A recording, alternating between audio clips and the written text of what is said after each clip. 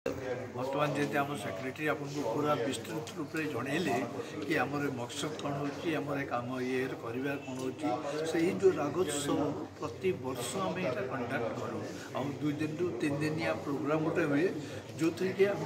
general ओडावासी को उत्साह दबा चाहूँ आ नुआ टैलेंट जो मैंने शिखी भी उत्साह दबा चाहूँ कि ये जो विलुप्त आमर जो शास्त्रीय संगीत गुड़ाक जिते लोक इंटरेस्ट नई गोटे इंटरेस्ट क्रिएट करने आम चेष्टा करुचु कि हम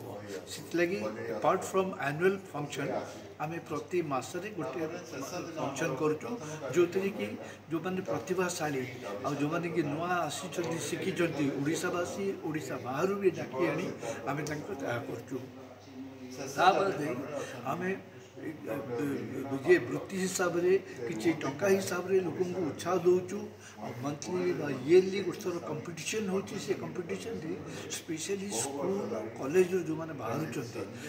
जो मैंने इंटरेस्ट देखा जो मैंने से इंटरेस्ट कम करें जनवाक चाहूँ भाई तुम्हें भी उत्साह नियो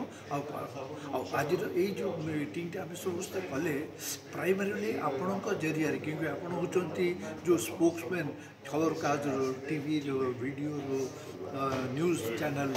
तो यहीटा गोटे साहय आमको कि लोक उत्साह करने लोक को जनवाई मैक्सिमम लोक ओडावासी जिन